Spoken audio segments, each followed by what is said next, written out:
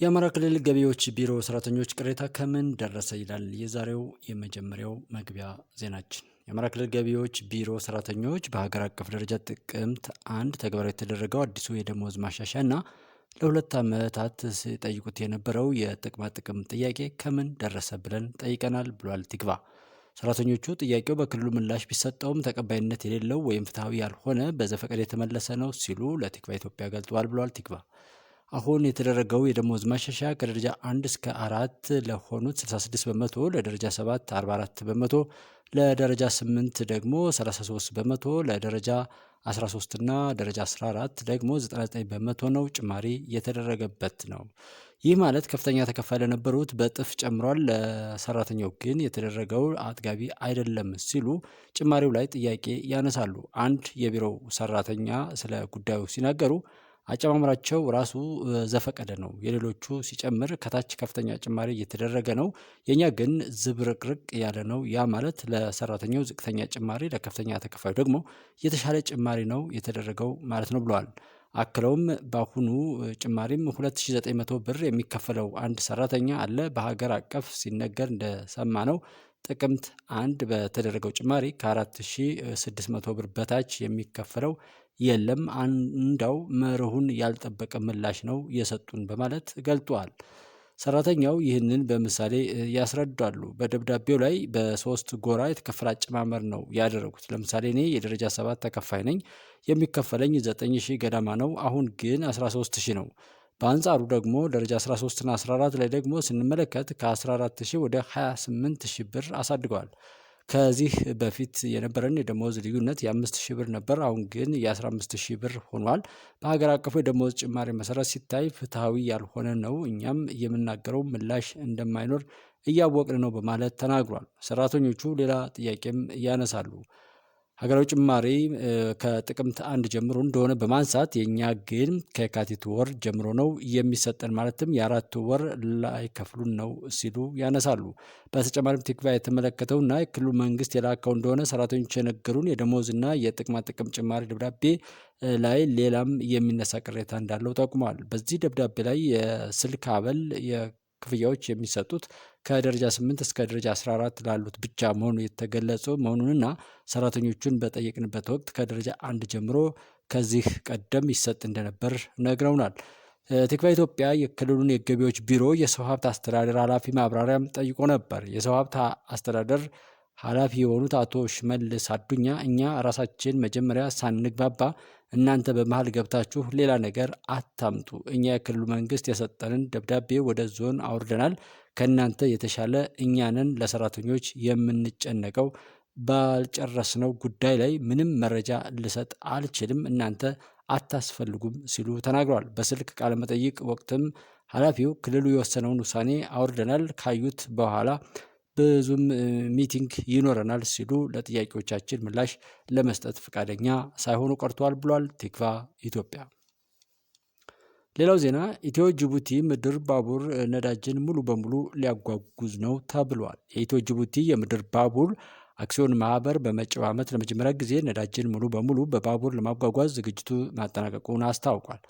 በቀን እስከ 10 ጊዜ በመመላለስ በዓመት 4.2 ሚሊዮን ቶን ነዳጅ ከጅቡቲ ወደ ኢትዮጵያ ለማጓጓዝ እቅድ ተይዟል። ይህ የነዳጅ አቅርቦት ችግርን ከመቅረፉም በላይ የነዳጅ ማጓጓዣ ጊዜን በእጅጉ ይቀንሳል ተብሎም ይጠበቃል። ቀደም ሲል አንድ ቦቴ ነዳጅ ከጅቡቲ ለማምጣት እስከ 8 ቀናት ይወስድበት የነበረ ሲሆን ይህ አዲሱ ስርዓት የነዳጅን ዋጋን ሊያሳንስ ይችላልም ተብሏል። የባቡር መስመሩ ሙሉ በሙሉ ሲጠናቀቅ አገልግሎቱ በስፋት እንደሚጀመርም ተገልጧል። የአክሱም ሙስሊም ተማሪዎች ሂጃብ ለብሰው እንዲማሩ የዞኑ ፍርድ ቤት የወሰነ ቢሆንም ትምህርት ቤቶቹ ፈቃደኛ አለመሆናቸው ተገለጠ። ሀሩን ሚዲያ እንደዘገበው በትግራይ ክልል የአክሱም ከተማ ወረዳ ፍርድ ቤት በከተማዋ ትምህርት ቤቶች ውስጥ ሙስሊም ተማሪዎች ሂጃብ እንዳይለብሱ የሚከለክለውን መመሪያ በማገድ ያስተላለፈውን ውሳኔ የዞኑ ማዕከላዊ ፍርድ ቤት በማጽደቅ ተማሪዎች ሂጃብ ለብሰው እንዲማሩ ውሳኔ አሳልፎም ነበር። በወረዳውና በዞኑ ፍርድ ቤት የታገደው የትምህርት ቤቶቹ አስተዳደራዊ ውሳኔ እስከዛሬም በትምህርት ቤቶቹ አለመተግበሩና ተማሪዎቹ መማር አለመቻላቸውን ከትግራይ የእስልምና ጉዳዮች ምክር ቤት ያገኘውን መረጃ ያሳያል። የትግራይ ክልል እስልምና ጉዳዮች ከፍተኛ ምክር ቤት ተማሪዎች ወደ ትምህርት ቤት ገበታቸው እስከሚመለሱ ድረስ ክሱን እስከ ከፍተኛ ፍርድ ቤት እንደሚቀጥልም ገልጧል። የአክሱም ሙስሊም ሴት ተማሪዎች ምንም አይነት እልባት ሳያገኙ የትምህርት ዘመኑ ሊጠናቀቅ መሆኑን ገልጠው አስቸኳይ እልባት ተሰጥቷቸው ወደ ትምህርት ገበታቸው መመለስ እንደሚፈልጉም ተናግሯል ብሏል ሀሩን ሚዲያ። በኢትዮጵያ አርቲፊሻል ኢንተለጀንስ ኢንስቲትዩት የበለጸገው የተቀናጀ የጭነት ትራንስፖርት አስተዳደር ስርዓት በይፋ ተመረቀ። ስርዓቱ የጭነት ትራንስፖርትን ለመቆጣጠርና ለማስተዳደር የተዘጋጀ ሁሉን አቀፍ ዲጂታል ሲስተም ነው ተብሏል። የኢትዮጵያ አርቲፊሻል ኢንተለጀንስ ኢንስቲትዩት ዋና ዳይሬክተር ወርቁ ጋቸና እንዲሁም የትራንስፖርትና ሎጂስቲክስ ሚኒስተር አለሙ ስሜ ስርዓቱን በይፋ ስራ አስጀምረውታል። አርቲፊሻል ኢንተለጀንስን በመጠቀም የሀገርን ሀብት ከብክነት ለማዳን የስርዓቱ መልማት ወሳኝ መሆኑን የኢንስቲትዩቱ ዋና ዳይሬክተር ወርቁ ጋቸና ጠቁመዋል። የትራንስፖርትና ሎጂስቲክስ ሚኒስትር አለሙ ስሜ በበኩላቸው የትራንስፖርት ዘርፉን በማዘመን ፈጣንና ቀልጣፋ አገልግሎት ለመስጠት ያስችላል ብለዋል። በምርቃት መርሃ ግብሩ ላይ በዘርፉ ከተሰማሩ አካላት ስርዓቱን የተመለከቱ የተለያዩ ሀሳቦች ተነስተው ውይይቱ ተደርጎባቸዋል። በተለያዩ የመተግበሪያ አማራጮች የቀረበው ስርዓት አሽከርካሪዎችና የረዳቶችን የድንበር ተሻጋሪ ፈቃድ አሰጣጥ በተቀናጀ ሁኔታ ለመስጠት የሚያስችል ነውም ተብሏል። ይህ የተቀናጀ የጭነት ትራንስፖርት አስተዳደር ኢትዮጵያ በዓለም አቀፍ ደረጃ በሎጂስቲክስ ዘርፍ ያላትን ደረጃ ከፍ ለማድረግ የሚያስችል መሆኑም ተገልጧል። በትጥቅ ትግልና በእስር ላይ ያሉ የአማራ ክልል ተወላጆችን በምክክር ሂደቱ ለማሳተፍ የጀመረውን ጥረት እንደሚቀጥል የሀገራዊ ምክክር ኮሚሽን አስታወቀ። በተለያዩ ምክንያቶች ጫካ ገብተው ትጥቅ ትግል እያካሄዱ የሚገኙ እስር ቤት ያሉ እንዲሁም ሀገራቸውን ለቀው የተሰደዱ የአማራ ክልል ተወላጆች በሀገራዊ ምክክሩ እንዲሳተፉ የሚያስችሉ ሁኔታዎችን ለመፍጠር የጀመረውን ጥረት አጠናክሮ እንዲቀጥል የኢትዮጵያ ሀገራዊ ምክክር ኮሚሽን አስታውቋል። ኮሚሽኑ ጥረቱን ከግብ ለማድረስ የተለየ ትኩረትም ሰጥቶ እንደሚሰራም ተገልጧል። ይህ የተገለጠው ዛሬ ሐሙስ ሚያዝያ 2 2017 ዓ.ም በባህር ዳር ከተማ በተጀመረው የአማራ ክልል የባለድርሻ አካላት የምክክር መድረክ መክፈቻ ስነ ስርዓት ላይ ነው። በስነ ስርዓቱ ላይ ንግግር ያደረጉት የሀገራዊ ምክክር ኮሚሽን የአማራ ክልል አስተባባሪ ኮሚሽነር አቶ መላኩ ወልደማርያም በክልሉ ባለው ወቅታዊ የጸጥታ ሁኔታ ምክክር መደረጉን በተመለከተ የሚቀርቡባቸውን ትችቶችም አንስተዋል። የአማራ ክልል ጉዳይ ያገባናል የሚሉ የክልሉ ተወላጆች በእስር ቤት ያሉ፣ ተሰደው ባለበት እንዲሁም ለትግል ጫካ በገቡበት ሁኔታ ኮሚሽኑ በአማራ ክልል ምክክር ማድረጉን የሚኮንኑ እንዳሉ በተለያዩ አጋጣሚዎች እንሰማለን፣ መረጃዎችም ደርሰውናል ያሉት አቶ መላኩ ኮሚሽኑ በዚህ ረገድ ያለውን አቋም ለተሳታፊዎችም አስረድተዋል። መታወቅ ያለበት ቁም ነገር መላው የአማራ ሕዝብ የአማራ ክልል ጉዳይ የሚያገባው መሆኑን ነው። ሰሞኑን በተደረገው የማህበረሰብ ወኪሎች ምክክር ይህንኑ ማረጋገጥ ተችሏል ብለዋል አቶ መላኩ ወልደማርያም። የነዳጅ ራስ ምታት በባህር ዳር እየታየ ነው ተብሏል። ከመዲናው አዲስ አበባ ውጭ ባሉ ከተሞች የነዳጅ እጥረት መከሰት እንግዳ ነገር መሆኑም ቀርቷል። በብዙዎች ከተማዎች ነዳጅ ለማግኘት ለሰዓታት ብሎም ለቀናት ተሰልፈው በብዛት የሚታዩት በተለምዶ ባጃጅ ተብለው የሚጠሩት ባለሶስት እግር ተሽከርካሪዎች ናቸው። የአማራ ክልል ዋና ከተማ በሆነችው ባህር ዳር ግን ከባጃጆችም በተጨማሪ በርካታ ሕዝብ የሚገለገልባቸው የሚኒባስ ታክሲዎች በነዳጅ ማደያዎች ተኮልኩለው ለቀናት ወረፋ መጠበቅ ግድ ብሏቸዋል። ኢትዮጵያ ኢንሳይደር ያነጋገራቸው የታክሲ አሽከርካሪዎች ይህ ችግር በተለይ ካለፉት 3 እና 4 ወራት ወዲህ ይበልጥ እንደጠና ይገልጻሉ ብሏል ኢትዮጵያ ኢንሳይደር። የትግራይ ክልል ኮሚኒኬሽን ቢሮ የኢትዮጵያ ፕሬስ ድርጅት ያቀረበውን ዜና እንዲያስተካክል ጠየቀ። ቢሮው ዛሬ ባወጣው መግለጫው የኢትዮጵያ ፕሬስ ድርጅት በትግረኛ ቋንቋ ትናንት ሚያዝያ 1 ቀን 2017 ባሰራጨው ዘገባው 2 የአማራ ክፍሎችን የሚያገናኘው የጎንደር ሁመራ መንገድ ፕሮጀክት ጥገና ተጀመረ በሚል መግለጹን ጠቅሷል። ሲቀጥልም ይህ ድርጊት የዜና ዘገባ ብቻ ሳይሆን ሆን ተብሎ የትግራይን ህገ መንግስታዊ ግዛት ለአማራ ክልል የሰጠ ህገ መንግስታዊ ጥሰት ነው ያለው የቢሮው መግለጫው ጨምሮ ዜናውን ኃላፊነት የጎደለውና የፕሪቶሪያውን ስምምነት የሚጣረስ መሆኑንም አስረድቷል። በመሆኑም ፕሬስ ድርጅቱ ይህንን ዜና በአስቸኳይ እንዲያርም ገልጦም ዜናውን በሰሩት ጋዜጠኞች ላይም እርምጃ እንዲወሰድም ጠይቋል ይላል። እንደ ጉባለች ቤተሰብ አሁንም እዛ ላይ ሌተናል ጀነራል ታደሰ ወረደ በአዲሱ ሹመታቸው ላይ ከተሰጣቸው የቃል ኪዳን ሰነድ ውስጥ የገነጣጣይና የጽንፈኝነት በሽታ የተዋረሳቸው ጋዜጠኞች በትግራይ ክልል የሚገኙ ሚዲያዎችን ኢትዮጵያዊነትን የሚጣረስና ህዝብን ከህዝብ የሚነጣጥል የገነጣጣይነትና የአንጃ ተሸካሚ ዘገባን የሚያራምዱበት መሆኑን በዚሁ ለመላው የኢትዮጵያ ህዝብና መንግስት ማሳሰብ እንፈልጋለን። አሁንም ትኩረት ሊሰጥ ይገባል። ህገ መንግስት እየተባሉ እነዛ ባንዳዎችና ጽንፈኞች ሀገርና ህዝብን በጭካኔ የሚበድሉና የሚያሰቃዩ የህወሓታዊ እሳቤ የተጠናወታቸው ሰዎች የሚናገሩትን የሚመስል ንግግር ስለሆነ እርምት የሚያስፈልገው እንደሆነም በዚሁ ማሳሰብ እንፈልጋለን።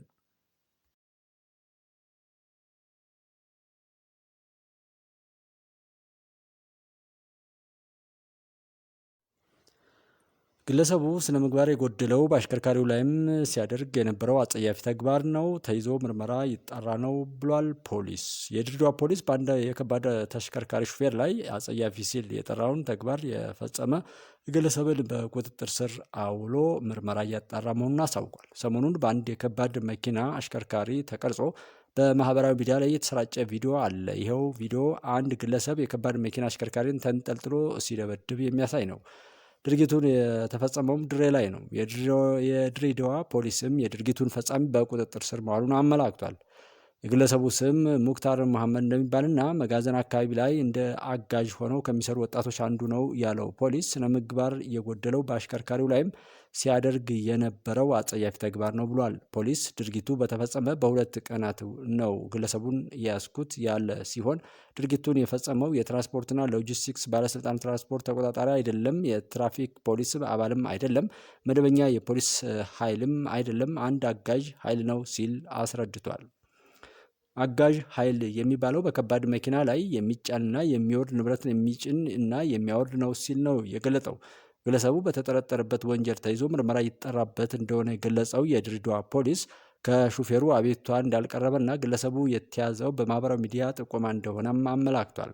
ተበደልኩኝ የሚለው ሹፌር ግለሰቡ ወደ ተያዘበት ሃሎሌ ፖሊስ ጣቢያ በመሄድ በአስቸኳይ አቤቱታ እንዲያቀርብ ፖሊስ ጥሪ አቅርቧል። የድሬ ፖሊስ ማንኛውም ኃይል ወይም ወንጀል ፈጻሚ ወንጀል ፈጽሞ ድሬዳዋ ውስጥ የትኛውም ቦታ መደበቅ አይችልም ብሏል። ድሬ ፖሊስ በአዲስ አበባ የህዝብ ትራንስፖርት አገልግሎትን እስከ ምሽቱ 4 ሰዓት በማይሰጡ አገልግሎት ሰጪዎች ላይ እርምጃ መውሰድ እንደሚጀምር የትራንስፖርት ቢሮ አሳወቀ። ማንኛውም የህዝብ ትራንስፖርት አገልግሎት ሰጪ ከምሽቱ 4 ሰዓት በፊት የትራንስፖርት አገልግሎት ማቋረጥ፣ ከስምሪት መስመር ውጭ አገልግሎት መስጠት፣ አቆራርጦ መጫንና ቢሮው ካወጣው ህጋዊ ታሪፍ ውጪ ህብረተሰቡን ማስከፈል እንደማይቻል በጥብቅ አሳስቧል። ከዚህ አሰራርና መመሪያ ውጪ በሚንቀሳቀሱ የህዝብ ትራንስፖርት አገልግሎት ሰጪ ባለንብረቶችና አሽከርካሪዎች ላይ የ5,000 ብር ቅጣት እንደሚጣልበትም አሳውቋል። የትራንስፖርት ቢሮ ዘገባ እንደገለጠው የመውጫ ፈተና ተፈትነው አልፈው ቴምፖራሪ ሲጠባበቅ እንደነበረ የገለጹ የጅጅጋ ዩኒቨርሲቲ ተመራቂ ተማሪዎች በድጋሚ ገና በሰኔ ላይ ትፈተናላችሁ በመባላቸው ዛሬም መብታቸውን ሊጠይቁ በተዘጋጁበት በጸጥታ አካላት ድብደባና አፈሳ እንደደረሰባቸው ቲክቫ ኢትዮጵያ ሰምቻለሁ ብሏል። ተማሪዎቹ ለቲክቫ ኢትዮጵያ ዛሬም እንደተናገሩት አንዱ ምሩቅ በሰጡን ቃል ተማሪ ሲያልፍ እንዴት እንዲህ ተብሎ ይጠየቃል ብለን ሀሳብ ልናቀርብ በተሰለፍንበት ወቅት 20 ተማሪዎች በፓትሮል ተጭነው ተወስደዋል። የት እንዳደረሷቸውም አናቅም፣ ስልካቸውም አይሰራም፣ የቀሩትም ተደብድበው ከፍተኛ ጉዳት የደረሰባቸው አሉ ሲሉ ተናግሯል። ሌላኛው ቅሬታ አቅራቢ ተመራቂ ፈተናችን ታግዶ ማለት ነው ከቆየ ሰነባብተዋል። በዚህም የግቢው አስተዳደር አካላት ምላሽ ለመጠየቅ እየሞከርን ነበር። ሊያናግሩን ፈቃደኞች አይደሉም። ትናንት ልንጠይቅ ስንሄድ አባረሩን። ዛሬ ልንጠይቅ ስንሄድ ደግሞ በርካታ የጸጥታ አካላት ተጭነው መጥተው ተማሪዎች ተደብድበዋል። ሌሎችም በፓትሮል ተጭነው ወደ ማረሚያ ቤት ሂዷል ብሏል። ሌላኛው ቅሬታ አቅራቢም የመውጫ ፈተና በድጋሜ ከጥር 25 እስከ 30 2017 ዓ.ም እንደወሰድን ይታወቃል። እንዳለፍን ውጤት እንደመጣ ተልኮልናል። ፎቶ ተነሱ ተብለን ዶክመንት ልንሰጥ ፎቶ ተነስተን አስገብተን ክሊራንስ የመውጫ ሞልተንም ጨርሰን በሳምንቱ ውጤታዎች ታግዷል ተብሎ ተነገረን ሲልም ገልጧል። ምንድን ነው ያልን? ትምህርት ሚኒስቴር ነው ያገደው ተባልን። ስንጠብቅ ቆየን። ነገር ግን እስከዛሬም የተሰማ ነገር የለም። የድሃ ልጆችን ነን። ቤት ተከራይተን ለምግብ እያስላክን ነው። እኔ 25,000 ብር ወጪ አድርጋለሁ። ዩኒቨርሲቲው ከግቢው አስወጥቶናል። የሚሰጠን ሰርቪስም የለም ሲል ገልጧል። ሌላኛዋ ተመራቂ ተማሪ ተሰባስበን ጥያቄ ልንጠይቅ ነበር። እዚሁ እኛ ፊት ነው የደበደቧቸው። ወደ 20 ሴቶችም ወንዶችም የታሰሩ አሉ። የጸጥታ አካላት ሙሉ ግቢውን አጥለቅልቆት ነበረ። ገና ማውራትና መጠየቅ ሳንጀምር ብላለች። ምንም ብጥብጥ አልተፈጠረም። ያወቅነው ነገርም የለም። መብታችን እንዲከበርልን እሱም ኢፍትሐዊ የሆነ ነገር ተደርጎብናል። ፍትህ እንፈልጋለን ባልንበት ሁኔታ ነው ይህ ሁሉ የተደረገው ብላለች።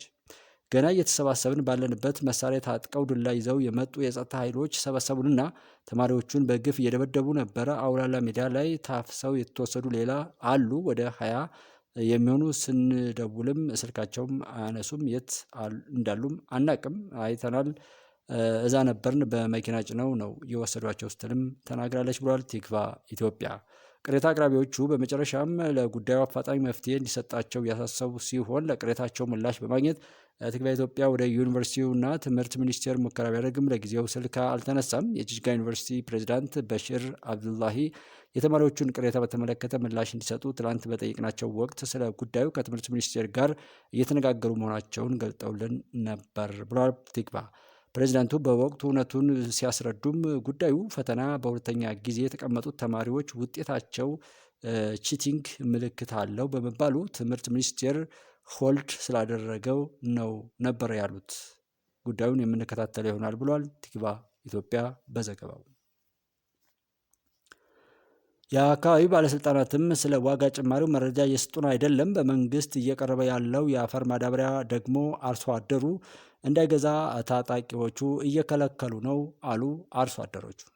በአማራ ክልል መንግስት በሚያስተዳድሯቸው አካባቢዎች ያሉ አርሶ አደሮች የማዳበሪያ ዋጋ በእጥፍ መጨመሩ እንዳሳሰባቸው ሲገልጹ፣ ከመንግስት ቁጥጥር ውጭ ባሉ አካባቢዎች የሚገኙ አርሶ አደሮች ደግሞ መንግስት እያስወደደውን ማዳበሪያ እስኪቀንስ እንዳይገዙ በታጣቂዎች መከልከላቸውን ለቲክቫ ኢትዮጵያ ተናግሯል ብለዋል ቲክቫ። አርሶ አደሮቹ የአካባቢ ባለስልጣናት ስለ ዋጋ ጭማሪው መረጃ እየሰጡን አይደለም፣ በዋጋ ጭማሪው ዙሪያና ለሌሎች ጥያቄዎቻችን ማብራሪያ የሚሰጠን አካል አላገኘንም ሲሉ ቅሬታቸውንም አቅርበዋል። በ2 ሳምንት በአፈር ማዳበሪያ ዙሪያ ለምክር ቤቱ እንደራሴዎች ቀርበው ማብራሪያ የሰጡት ጠቅላይ ሚኒስትር ዶክተር አብይ መንግስት በአንድ ኩንታል ማዳበሪያ 3700 ብር ድጎማ እያደረገ መሆኑን ተናግረው ነበር። ቲክቫ ኢትዮጵያ ያነጋገራቸው አርሶ አደሮች በዝርዝር እንደተናገሩት በደቡብ ጎንደር ዞን ሊቦ ከምከም ወረዳ ነዋሪ መሆናቸውን የሚናገሩት አርሶ አደር አይጠገም መንግስቱ በዘንድሮው ዓመት የአፈር ማዳበሪያ በመንግስት በስፋት መቅረቡን ይናገራሉ። ይህ አሰራር ደግሞ ከዚህ ቀደም በጥቁር ገበያ በኩል በውድ ዋጋ አርሶ አደር የሚደርስበትን እንግልትና ምዝበራ ያስቆመ ነውም ብለዋል። አርሶ አደሩ አክለውም በመንግስት እየቀረበ ያለው ማዳበሪያ ግን በእጅጉ መወደዱን ይናገራሉ። ከዚህ ቀደም ኩንታልን 4000 ብር ይገዙት የነበሩ የአፈር ማዳበሪያ ዘንድሮ ግን 8300 ብር ሆኗል ብለዋል። አርሶ አደሩ በአካባቢው ያሉ የመንግስት ባለስልጣናትን የዋጋ ጭማሪውን በተመለከተ ምክንያቱን እንዲነግሩን ስንጠይቅ መልስ አይሰጡንም ሲሉም ተናግረዋል። ለአርሶ አደሩ ቅሬታ ምላሽ እንዲሰጡን የክልል ግብርና ቢሮ ምክትል ኃላፊ አቶ አበጀ ስንሻውን የእጅ ስልካቸው ላይ ደጋግመን ብንደውልም ስልኩ ባለመነሳቱ ምላሽ ማግኘት አልቻልንም ይላል ቲክቫ። በሰሜን ጎጃም ዞን ባህር ዳር ዙሪያ ወረዳ ይነሳ ሶስቱ በተባለ ቀበሌ ነዋሪ መሆናቸውን የገለጹልንና ስማቸውን በዘገባው እንዳንጠቅስ የጠየቁን ግለሰብ እርሳቸው የሚኖሩበት አካባቢ በታጣቂዎች በቁጥጥር ስር መሆኑን ገልጠው በመንግስት እየቀረበ ያለውን የአፈር ማዳበሪያ አርሶ አደሩ እንዳይገዛ ታጣቂዎቹ እየከለከሉ ነው ብለዋል። ምክንያታቸው ደግሞ መንግስት ዋጋውን ያስወደደው አውቆ ነው፣ የሚገዛው ሲያጣ ዋጋ ይቀንሳል በማለት ነው ሲሉ ገልጠዋል። እኚህ ግለሰብ አክለውም የታጣቂዎችን ማስጠንቀቂያ ችላ ብሎ ማዳበሪያ የገዛን አርሶ አደር በገንዘብ እየተቀጣ እንደሆነም ተናግሯል። የታጣቂዎችን ማስጠንቀቂያ ያለፈ የማዳበሪያውን ዋጋ 8000 ብር አስከፍለዋል ብለዋል። ከ2 ሳምንት በፊት በአፈር ማዳበሪያ ዙሪያ በህዝብ ተወካዮች ምክር ቤት ቀርበው ማብራሪያ የሰጡት የኢትዮጵያ ጠቅላይ ሚኒስትር ዶክተር አብይ የማዳበሪያ ዋጋ አምራቹ ተምኖ ለገበያ በማቅረቡ ዋጋ መጨመሩን ገልጠው መንግስት ለአርሶ አደሩ በተመጣጣኝ ዋጋ እንዲደርሰው ድጎማ ያደርጋል ሲሉ መናገራቸውም ይታወሳል። ጠቅላይ ሚኒስትር ዶክተር አብይ በአንድ ኩንታል ማዳበሪያ 3700 ብር ድጎማ እያደረገ መሆኑና በዚህ ዓመትም 84 ቢሊዮን ብር መንግስት መደጎሙን በዚሁ ወቅት ገልጠው ነበር። የግብርና ሚኒስቴር በአሁኑ ወቅት በሀገሪቱ 24 ሚሊዮን ኩንታል ገዳማ የአፈር ማዳበሪያ እንደሚያስፈልግ ገልጾ ከዚህ ውስጥ 13.4 ሚሊዮን ኩንታል ግዢ መፈጸሙን እስካሁንም ከ4 ሚሊዮን ኩንታል በላይ ማዳበሪያ ወደ ሀገር ውስጥ መግባቱን ከሳምንታት በፊት መግለጹ ይታወሳል ብሏል ቲክቫ በዘገባው። ቃል በገቡልን መሰረት ስንሄድ ከሎጂስቲክስና ከጊዜ ጥበት አንጻር ልንመዘግባችሁ አንችልም አሉን ቅሬታ አቅራቢዎች ይላል ሌላው ዘገባ። ይህን ፈተና ካጠናቀቅን በኋላ በሳምንታት ውስጥ ለሌላ ፈተና ምዝገባ እንጀምራለን ብለው ቃል ገብተውልናል ብሏል ዩኒቨርሲቲ። የጤና ባለሙያዎችን የብቃት ምዘና ፈተና ሲኦሲ ከሚያዝያ 1 እስከ 3 2017 እንደሚሰጥ ይፋ መደረጉ ይታወቃል። የአመልካቾች ምዝገባ ከየካቲት 24 2017 እስከ መጋቢት 7 2017 ድረስ ሲከናወን ነበር የቆየው። አንዳንድ ተመራቂዎች የቴምፖራሪ ዲግሪ ያልደረሳቸው መሆኑና ቴምፖራሪ ዲግሪ መያዝ ግዴታ በመሆኑ ምዝገባው እንዲራዘምላቸው መጠየቃቸውን ተከትሎ ምዝገባው ለተጨማሪ 3 ቀናት ማለትም እስከ መጋቢት 10 2017 ተራዝሞ ነበር ይላል ሌላው የቲክቫህ ዘገባ። ይሁን እንጂ በአርሲ ዩኒቨርሲቲ ትምህርታቸውን ሲከታተሉ የቆዩ በቁጥር 100 የሚሆኑ የሕክምና ተማሪዎች ለምዝገባው የሚያስፈልገውን ቴምፖራሪ ዲግሪ ጤና ሚኒስቴር ይፋ ባደረገው የብቃት ምዘና የምዝገባ ቀናት ሳይደርስላቸው በመቅረቱ የአሁኑ የብቃት ፈተና እንዲያልፈን ሆኗል ሲሉ ቅሬታቸውን በቲክቫህ ኢትዮጵያ በኩል አሰምተዋል። የጤና ሚኒስቴር የምዝገባውን ቀን ይፋ ባደረገበት ቀን ለምዝገባ አስገዳጅ የሆነው የቴምፖራሪ ዲግሪ የማይደርስልን መሆኑን በመግለጽ ትብብር ጠይቀን ነበር ያሉት ተማሪዎች ሚኒስቴሩም ዲግሪያቸውን እንዳገኙ እንደሚመዘግብላቸው ቃል ቢገባላቸውም በቃሉ አልተገኘም ሲሉም ተችተዋል። በትናንትናው ዕለት ከቀኑ 7 ሰዓት አካባቢ ከጅቡቲ ወደ ሞጆ የባቡር ጣቢያ ኮንቴነሮችን ጭኖ ሲያቀና የነበረ ባቡር ላይ የኮንቴነር ቃጠሎ መከሰቱን ለማወቅ ተቻለ። ለቲክቫህ ኢትዮጵያ ማብራሪያ የሰጠው የኢትዮ ጅቡቲ የባቡር መንገድ አክሲዮን ማህበር የኮሚኒኬሽን ባለሙያ ወይዘሮ እስራኤል ወልደ መስቀል በቃጠሎው የሞተር ዘይት የጫነ ኮንቴነር ሙሉ በሙሉ መውደሙን ገልጠዋል። ወይዘሮ እስራኤል 7 ሰዓት ላይ 26 ፉርጎዎችን ጭኖ ሲጓዝ የነበረ ባቡር ለጊዜው ምንነቱ ባልታወቀ ምክንያት የመጨረሻው ፉርጎ ከጫናቸው 2 ኮንቴነሮች ላይ በአንዱ የእሳት ቃጠሎ ተከስቷል ብለዋል። ቃጠሎ ባጋጠመበት ወቅት ባቡሩ በሶማሌ ክልል ወደሚገኘው ቢኬ ባቡር ጣቢያ ገብቶ መቆሙንና እሳቱም 3 ሰዓት በፈጀ ርብርብ በጣቢያው ሰራተኞችና በአካባቢ ማህበረሰብ እንዲጠፋ መደረጉን አክለዋል። እሳቱ በተነሳበት ወቅት የመጨረሻው ፍርጎ ከጫናቸው 2 ኮንቴነሮች ውስጥ አንዱ የጫነውን ዕቃ በማውጣት ከእሳቱ ማትረፍ ቢቻልም የሞተር ዘይት የጫነው አንደኛው ኮንቴነር ሙሉ በሙሉ ወድሟል ነው ያሉት። ለ3 ሰዓታት የቆየው እሳቱ በኮንቴነሩ ላይ ካደረሰው ጉዳት በተጨማሪ በቃጠሎው ወቅት ኮንቴነሩ በመቅለጡ የባቡር ማንነትን መሰረት ባደረገ ግጭት ምክንያት ከስራ ገበታቸው ተፈናቅለው የነበሩ የጭልጋ ማረሚያ ቤት ሰራተኞች በክልሉ ምክር ቤት ወደ ስራ ገበታቸው እንዲመለሱ ትዕዛዝ ቢተላለፍም ተፈጻሚ አልሆነም ሲሉ ለቲክቫህ ኢትዮጵያ ቅሬታ አቀረቡ። ቁጥራቸው 18 የሚሆኑ የፖሊስ አባላትና ሲቪል ሰራተኞች ቅሬታቸውን ለቲክቫህ ኢትዮጵያ እንደገለጹት በ2013 ዓ.ም መጨረሻ ላይ በምዕራብ ጎንደር ዞን ጭልጋ ወረዳ አካባቢ በነበረው ማንነትን መሰረት ያደረገ ግጭት ከስራ ገበታቸው ተፈናቅለው የነበሩ የመንግስት ሰራተኞች ወደ ቦታቸው ይመለሱ የሚል ትዕዛዝ ከመጋቢት 1 2017 ዓ.ም ጀምሮ የአማራ ክልል ምክር ቤት ትዕዛዝ ማስተላለፉን ገልጠዋል። ደብዳቤው ለክልል ለዞንና ለወረዳ የሲቪል ሰርቪስ ኮሚሽን የተሰራጨ ሲሆን በደብዳቤው መሰረት በወረዳው ሁሉም የመንግስት ሰራተኞች እየተመደቡ ነው ብለዋል ቅሬታ አቅራቢዎቹ። ሆኖም የጭልጋ ወረዳ ማረሚያ ቤት የነበሩን ሰራተኞች ግን ልንመደብ አልቻልንም ብለዋል። ምክንያቱን ለማወቅ ከወረዳ እስከ ክልል በደብዳቤ ቅሬታችንን ብናሳውቅም አጥጋቢ መልስ አላገኘንም ነው ያሉት ሰራተኞች። ቲክቫህ ኢትዮጵያ የወረዳውን ማረሚያ ቤት ኮሚሽን ጽህፈት ቤት ኃላፊ ኮማንደር አዱኛ ጌታሁንን በስልክ ጠይቆ ከሰራተኞች ጋር እየተነጋገሩ እንደሆነ ጠቅሰው ተጨማሪ መረጃ ግን ከመስጠት ተቆጥቧል። በጉዳዩ ዙሪያ የአማራ ክልል የማረሚያ ቤቶች ኮሚሽን ኮሚሽነር ሀብታሙ ሲሳይ በበኩላቸው የክልሉ መንግስት ያስተላለፈውን ውሳኔ ተፈጻሚ የማይሆንበት ምንም አይነት ምክንያት የለም፣ እስካሁንም ደብዳቤው ስላልደረሰን ነው፣ የሰራተኞች ቅሬታ በቅርቡ ይፈታል ብለዋል። የአማራ ክልል ምክር ቤት የካቲት 25 ቀን 2017 ዓ.ም ባሳለፈው ውሳኔ በምዕራብና ማዕከላዊ ጎንደር ዞኖች በነበረው ግጭት ምክንያት ከስራ ገበታቸው ተፈናቅለው የነበሩ የመንግስት ሰራተኞች ከመጋቢት 1 2017 ዓ.ም ጀምሮ በአዲሱ እና በተሻሻለው የደመወዝ ስኬል መሰረት እየተከፈላቸው ወደ ስራ እንዲመለሱ ውሳኔ ማስተላለፉን ለተቋማችን በተጻፈ ደብዳቤ ለማወቅ ተችሏል ብሏል ቲክቫህ። እንዲሁ በሌላ ዘገባው